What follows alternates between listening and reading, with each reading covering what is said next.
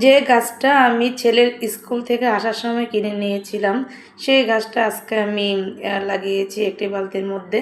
গাছটা কিনে নিয়েছিলাম দুদিন আগে, তো আজকে আমি সময় পেয়েছি, আজকে আমি লাগিয়ে নিতেছি। তো গাছটাকে প্রথমে আমি বালতির মধ্যে রেখে মাটি দিয়ে বারান্দায় দিয়ে দিলাম। আর আমি সবগুলো গাছে এরকম কালো বালতির মধ্যে মাটি দিয়ে লাগিয়েছি। তারপরে আমি স্নান করে পুজোর ঘরে ঢুকে তপ করে নিয়েছি। মেয়ে আগে পুজো দিয়ে দিয়েছে, তারপর আমি সন্ধ্যা করে নিয়েছি। তো পুজো শেষ করলে মনে হয় যে কাজের সব কাজ হয়ে যায়। তো পুজো শেষ করার পর চলে আসলাম রান্নাঘরে। আজকে নিরামিষ খাবো শনি পূজা উপলক্ষে। তো রান্না করবো বুটের ডাল, 5-7 রকমের ভাজি, কাঁচা আম আর টমেটো দিয়ে ডাল।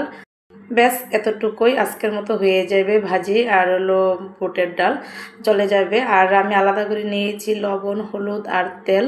তো প্রথমে আমি কড়াইতে তেল গরম করে করলাগুলো ভেজে নিচ্ছি। আর এখানে আমি 5-7 রকম ভাজির মধ্যে করলাও নিয়েছি।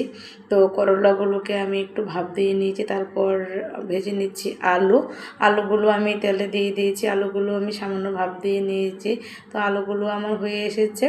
তো আলুগুলোকে আমি উল্টিয়ে পুল্টিয়ে লালচে করে ভেজে নিয়েছি। তো আলুগুলো হওয়ার পর আমি সে তেলে দিয়ে দিলাম পটল, দিয়ে ঢাকনা দিয়ে ঢেকে দিয়েছি, কারণ পটলটা ঢাকনা দিয়ে ঢেকে ভাজলে অনেক সুন্দর নরম ও তুলতুলে হয়। তো আমি ঢাকনাটা তুলে পটলগুলোকে উল্টিয়ে দিলাম। 3 থেকে 4 মিনিট পর চুলার আঁচটা এ পর্যায়ে মিডিয়াম আঁচে আছে। আর পটলগুলো মিডিয়াম আঁচে ভেজে নিলে অনেক ভালো হয় খেতে। তো আর পটল এমনিতে আমার কাছে খুব ভালো লাগে। তো পটল ভাজা শেষ হলে আমি সেই তেলে দিয়ে দিলাম বেগুনগুলোকে আমি লবণ হলুদ মেখে রেখেছিলাম, তারপর ঢাকনা দিয়ে ঢেকে দিলাম। আর আরেক চুলায় আমি বসিয়ে দিলাম আরেকটি কড়াই, দিয়ে দিলাম তেল এবং শুকনা মরিচ এবং সরিষা ও রাঁধুনি ফোড়ন। তারপরে আম ও টমেটো দিয়ে কাঁচামরিচ চেরা দিয়ে আমি সুন্দর করে ভেজে নেড়ে চেড়ে ফোড়নটা দিয়ে দিলাম ডালের মধ্যে। তো ডাল দিয়ে তারপরে আমি উতলে নিব।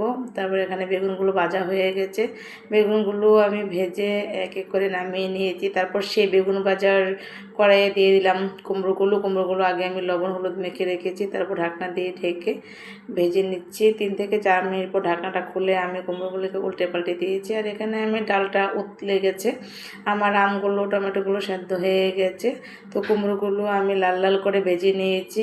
আর এই লাল লাল করা কুমড়ো ভেজে ভাত খেতে আমার কাছে খুবই ভালো লাগে। তো কুমড়োগুলো আমার ভাজা হয়ে গেলে আমি একটি বাটিতে নামিয়ে নিচ্ছি। তো কুমড়োগুলো আমার ভাজা হয়ে গেছে। আর এইদিকে আমার ভাতটাও হয়ে গেছে, বলক এসেছে, ভাত ফুটতে আরম্ভ করেছে। তো আমার সব